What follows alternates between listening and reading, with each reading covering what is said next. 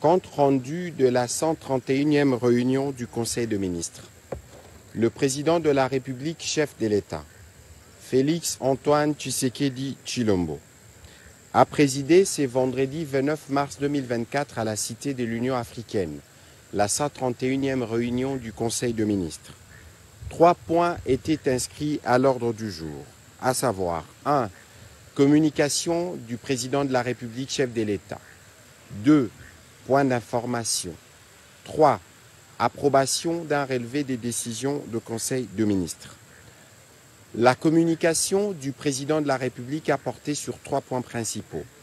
à savoir 1.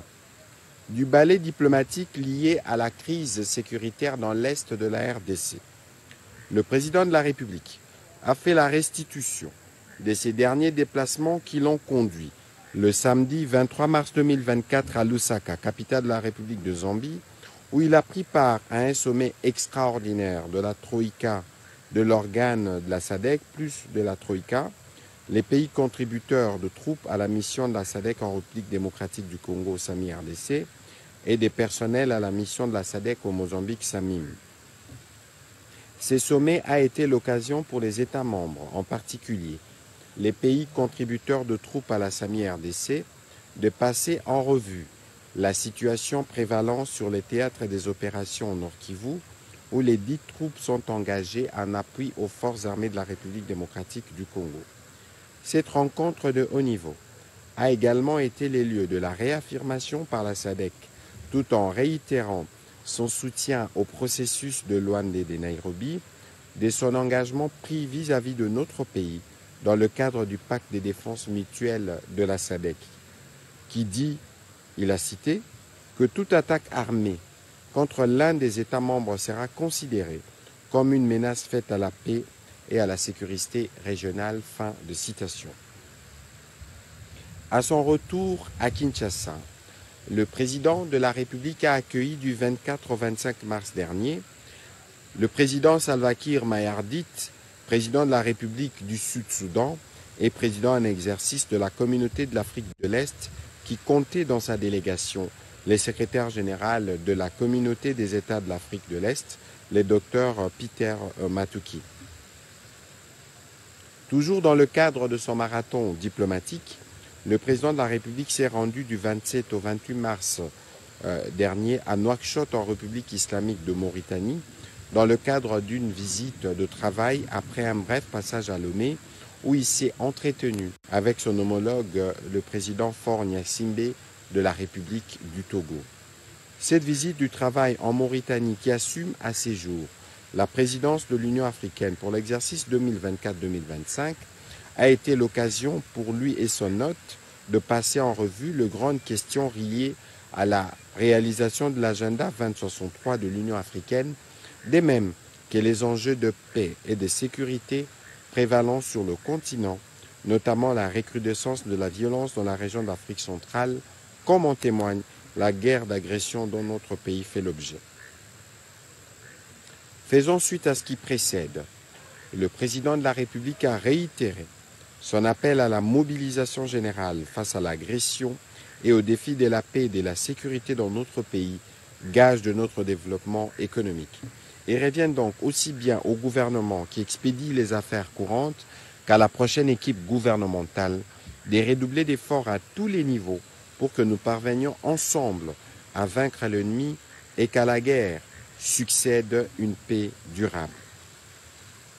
Le deuxième point de la communication du président de la République a porté sur la poursuite de l'effectivité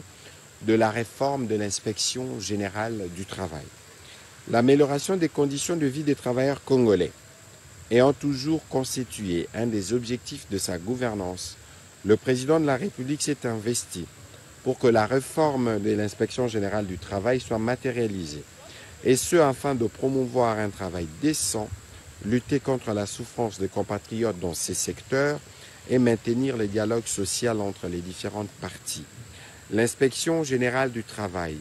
étant un facteur de progrès social permettant d'impulser et d'assurer le suivi de la mise en œuvre de normes protectrices pour le travailleur, le gouvernement a été encouragé à traiter urgemment la question des inspecteurs et des contrôleurs du travail nouvellement engagés afin de les mettre rapidement dans les bonnes conditions du travail. Le président de la République a réitéré son instruction aux membres du gouvernement impliqués dans ces processus d'assurer l'effectivité de cette réforme dans un bref délai. Il a chargé le Premier ministre de veiller à ce que tous les acteurs impliqués dans ces processus contribuent à la mise en œuvre et au suivi des interventions en rapport avec le renforcement de capacité de l'inspection générale du travail. Le troisième point de la communication du président de la République a porté sur la poursuite des efforts dans la lutte contre la poliomyélite. Les résultats de la lutte contre la polio montrent une diminution sensible des cas de poliovirus chez les enfants. En l'espace d'un an, soit de 2022 à 2023, le nombre d'enfants présentant des cas de poliovirus variant est passé de 528 à 240 cas, traduisant une réduction de plus de 50%. Le président de la République a salué les efforts portés par les gouvernements en collaboration avec l'ensemble de partenaires techniques dans la lutte contre la polio. Il a réaffirmé sa volonté de faire de la santé de nos compatriotes un des piliers de son second mandat, notamment en garantissant l'accès à tous aux services sociaux de base dans le domaine de la santé. Afin de poursuivre et de consolider cette tendance baissière observée pour ainsi atteindre l'objectif de la disparition du poliovirus sur l'ensemble du territoire national, le président de la République a demandé aux ministres concernés, chacun selon ses attributions, d'intensifier les engagements et les actions à mener, en l'occurrence au ministre de la Santé publique, Hygiène et Prévention, en collaboration avec le vice-premier ministre et ministre de l'Intérieur, de veiller à la bonne exécution de campagnes de masse de vaccination et d'éradication de la poliomyélite dans chacune de nos 26 provinces.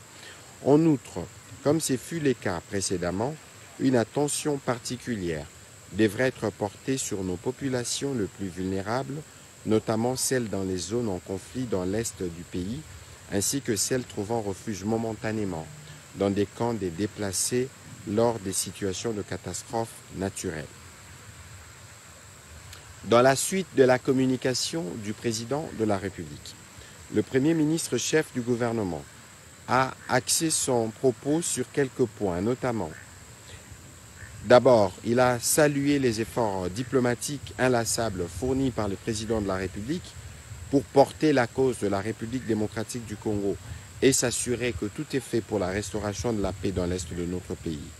Ensuite, il a fait part au Conseil des grandes lignes de la réunion hebdomadaire du Comité des conjonctures économiques qui a été élargie au patronat congolais, qu'il a présidé le mercredi 27 mars dernier pour examiner la situation du climat des affaires dans notre pays ainsi que la situation économique de nos populations. Concernant le climat des affaires, il a rappelé la décision gouvernementale prise en septembre 2023 imposant les paiements de droits, taxes, impôts et autres redevances dues à l'État en francs congolais à partir du 1er avril 2024. Cette mesure s'inscrit dans le cadre de la politique visant la dédollarisation de notre économie. En tant que partenaire socio-économique du gouvernement, l'AFEC a été conviée à sensibiliser ses membres pour la pleine application de cette mesure. Au sujet de la situation socio-économique, le Premier ministre a fait part de la préoccupation du gouvernement face aux contre-performances enregistrées des régies financières constatées pour le mois de mars 2024. À ces propos, le ministre des Finances a été chargé d'examiner les causes de ces contre-performances et d'en faire un rapport assorti des mesures correctives. Par ailleurs, la baisse de la production d'eau par la Régie des eaux a aussi fait l'objet des discussions au cours de la réunion du Comité des conjonctures et il a demandé à ces propos au ministre de Ressources hydrauliques et électricité à fournir un rapport détaillé à cet effet et prendre les mesures appropriées pour augmenter le volume de la production d'eau à très court terme. Pour terminer sur ces propos, le Premier ministre a fait part de la réunion qu'il a eue avec la ministre de la Culture et les experts d'ICOMOS organe consultatif de l'UNESCO, qui sont venus lui rendre compte du travail des formations de professionnels du Comité consultatif national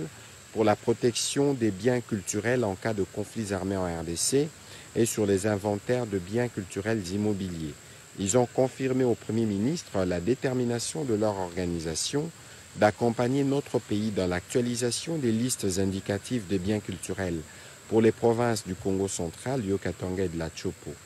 Ils sont à pied d'œuvre avec les agents du CCN pour la mise en place d'un comité scientifique des experts qui vont travailler sur la méthodologie des inventaires de biens culturels physiques en RDC. Un classement doit intervenir au pays puis constituer les dossiers pour l'inscription sur la liste du patrimoine immatériel de l'UNESCO pour la protection et la conservation. Au deuxième chapitre du Conseil de ministres de ce jour, relatif au point d'information, État et administration du territoire. Le vice-premier ministre, ministre de l'Intérieur, a fait le point de l'État et de l'administration du territoire national. Durant cette semaine qui s'est achevée, l'état d'esprit de la population a été marqué par l'accueil favorable consécutif à la résolution pacifique du conflit intercommunautaire Tekeyaka, la relance de la diplomatie régionale à la recherche de la solution à la crise dans l'est de la RDC consécutive à la rencontre de Lusaka avec la SADC et la visite en République démocratique du Congo du président du Sud-Soudan, Salva Kiir. La montée des tensions entre les populations et les exploitants miniers chinois d'une part et les éleveurs étrangers moraux d'autre part dans les provinces du Bas et du Haut-Touélé. Sur un autre volet, il a fait part au Conseil de la concertation convoquée pendant 3 jours, soit du 23 au 25 mars 2024 dernier, dans les installations de son ministère, avec les principaux protagonistes au conflit intercommunautaire Tekeyaka, ainsi que les chefs coutumiers de l'espace Grand Kasaï et du Congo central, venus en arbitrage et témoins de l'entente entre les parties en conflit. Au terme de ces assises, les deux communautés ont formulé des recommandations qui seront soumises au président de la République, à l'instar d'un acte d'engagement global inclusif pour la paix et la stabilité dans les provinces de Maïndombe, Kwilu, Kwango, Kinshasa et Congo central, lesquels actes sera signé solennellement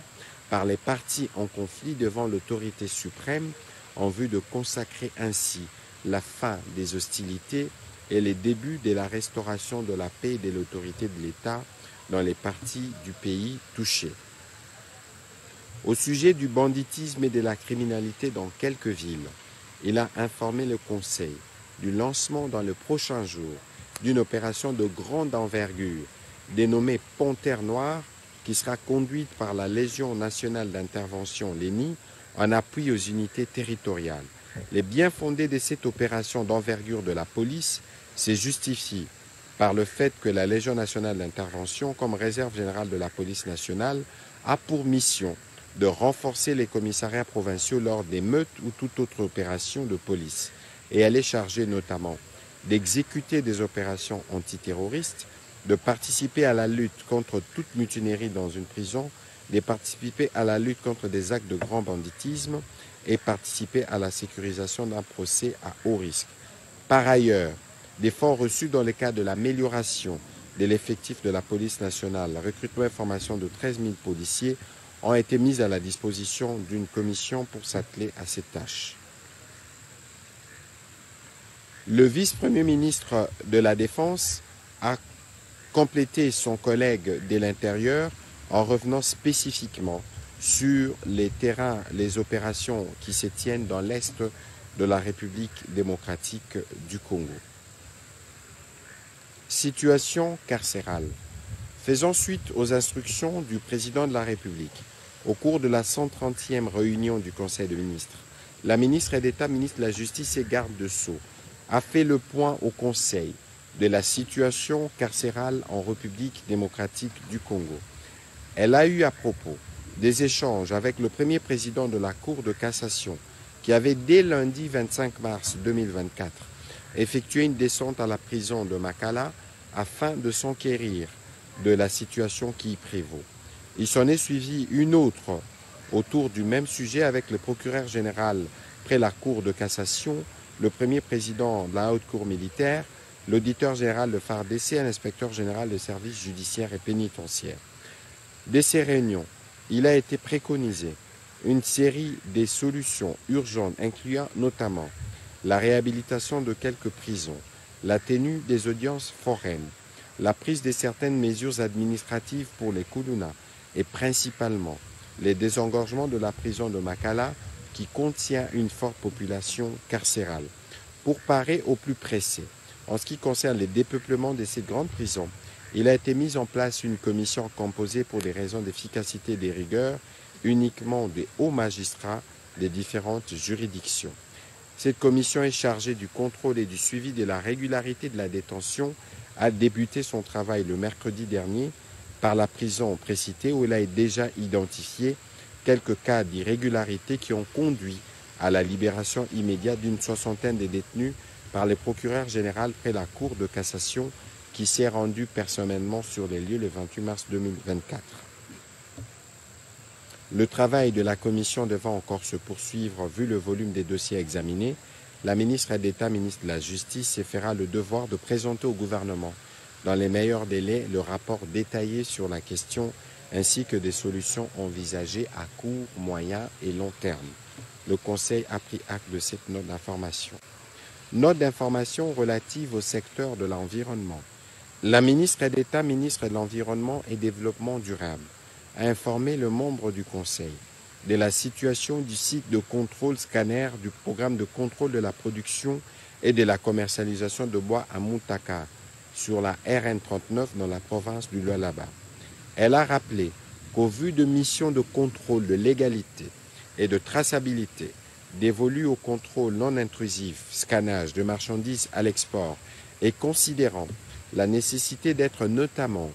édifié sur les données statistiques utiles liées aux exportations de marchandises et produits divers, tant au niveau de la traçabilité qu'à celui de la sécurisation des opérations et des affaires, un protocole d'accord de collaboration a été signé en date du 25 mai 2020 entre la province du Lualaba et les PCPCB, comptant à ce jour 2 avenants. Par courrier adressé le 23 août 2023, la gouverneure AI du Lualaba a suspendu à titre conservatoire les opérations de contrôle scanner effectuées par les PCPCB au poste de Moutaka suite à des informations évoquant de plaintes de pays de la SADC quant aux prétendues expositions de leurs ressortissants, conducteurs des camions, à des graves ennuis de santé lors des opérations susmentionnées. Aussi avait-elle demandé à la Sofibank SA le 8 septembre 2023 les blocages de l'accès au compte bancaire d'exploitation de la société prestataire chargée de la mise en œuvre du PCPCB, mettant sérieusement en difficulté les programmes au regard de ses engagements, vis-à-vis tant de la banque elle-même que de ses différents fournisseurs que de son personnel. L'expertise sollicitée du Commissariat général à l'énergie atomique pour effectuer un audit radiologique sur les scanners incriminés a conclu dans son rapport ad hoc produit le 10 octobre 2023 que les mesures des débits des doses effectuées pendant tous les circuits de passage du camion remorque au test devant les scanners n'ont pas permis d'établir un quelconque excès d'irradiation du personnel à bord. Ces conclusions ont été transmises à la gouverneure AI en lui faisant savoir qu'à la lumière de cette réalité, le motif ayant occasionné la mesure conservatoire de suspension des activités est vidé de sa substance et que la levée pure et simple de cette dernière s'avère dès lors opportune. Le Conseil a pris acte de ce rapport. Mise en œuvre de l'acte uniforme relatif aux sociétés coopératives. Le ministre d'État, ministre du Développement rural, a présenté aux membres du Conseil le rapport de mise en œuvre de l'acte uniforme relatif aux sociétés coopératives en République démocratique du Congo. Partant du décret de 2020 portant désignation de l'autorité administrative chargée de la tenue de registre des sociétés coopératives dans notre pays, il a expliqué les mesures portant modalité d'enregistrement et d'immatriculation de sociétés coopératives au registre national qui ont été prises pour combler les vides juridiques dans ces secteurs. Ainsi, les experts du Service national de coopératives et organisations paysannes ont élaboré des outils techniques, notamment les manuels de procédure d'enregistrement et d'immatriculation ainsi que les registres nationaux des sociétés coopératives afin de rendre opérationnel l'enregistrement et l'immatriculation de ces derniers. Le Conseil a pris acte de son rapport. Réalisation de projets de développement communautaire avec la dotation de 0,3% du chiffre d'affaires des sociétés minières. La ministre des Mines a informé le Conseil de la réalisation de projets de développement communautaire avec la dotation de 0,3% du chiffre d'affaires des sociétés minières, mécanisme défini par les législateurs pour réaliser la diversification de l'économie au niveau de la base. Elle a indiqué que les organismes spécialisés installés auprès de 46 entreprises minières sont fonctionnels, ceux ayant déjà reçu la dotation des besoins communautaires qui ont été repris dans leurs plans de développement locaux sont axés essentiellement sur la construction d'infrastructures communautaires de base, dessertes en eau potable et énergie électrique, hygiène et assainissement, création d'emplois et entrepreneuriat. Les sommes encaissées ont permis la réalisation au cours de la majorité de projets dans plusieurs domaines répartis dans les provinces du Haut-Uélé, du Haut-Katanga et du Lualaba. D'autres projets vont bientôt entrer dans leur phase de lancement. Complétant sa collègue des Mines, le ministre des Affaires sociales a précisé que l'objectif poursuivi par le gouvernement dans cette première phase de la mise en œuvre du Code minier est fondé sur la satisfaction des besoins fondamentaux de la population dans les domaines de l'éducation, de la santé, de la nutrition et des infrastructures. Dans la deuxième phase qui va débuter au mois de janvier prochain, il sera lancé le programme de relèvement socio-économique avec amélioration de l'habitat, de l'agriculture et de l'implantation de la petite industrie de transformation pour ainsi booster le bien-être de la population et contribuer à la diversification de notre économie,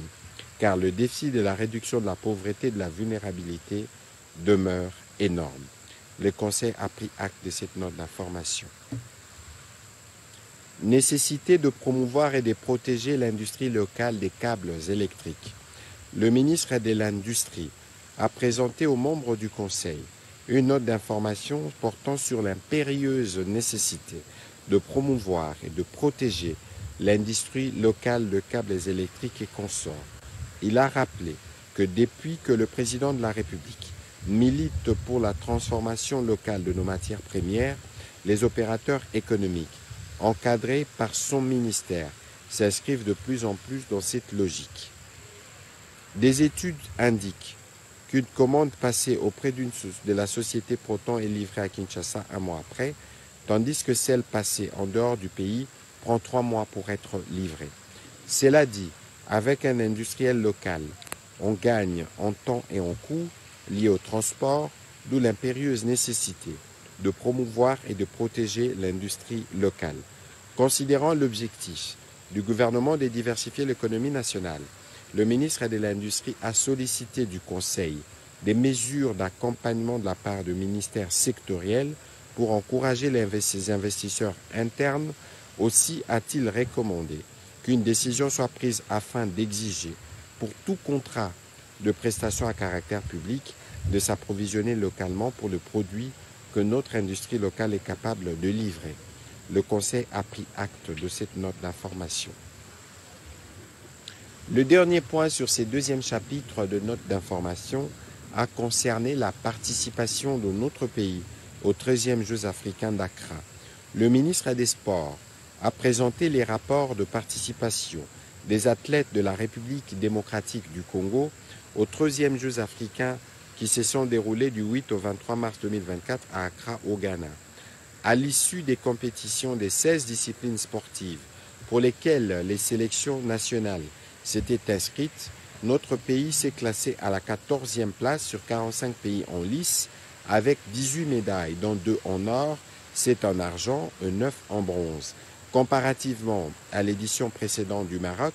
à laquelle les Léopards avaient remporté 11 médailles sans aucune en or, la dynamique d'Accra a réalisé des progrès significatifs avec un accroissement de 61% de médailles gagnées, ce qui confirme ainsi le prouesse légendaire de notre boxe qui a recueilli 11 médailles, dont 2 en or 5 en argent et 4 en bronze. La progression constante de notre handball sur l'échiquier continental, dont les équipes féminines et masculines s'étant adjugées chacune la 2e place,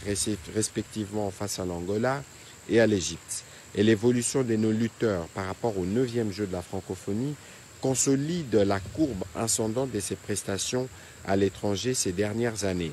Évoquant les causes de la contre-performance de certaines disciplines inscrites et les solutions envisagées afin d'obtenir le meilleur résultat aux prochaines échéances, le ministre des Sports et Loisirs a fait les points sur les enjeux et perspectives pour cette année dans cette dynamique. Il a encouragé la mise en œuvre d'une gouvernance d'anticipation et des contrôles, créant une synergie entre le gouvernement et les fédérations pour une gestion efficace des projets sportifs et l'organisation des compétitions. Le Conseil a aussi pris acte de ce rapport.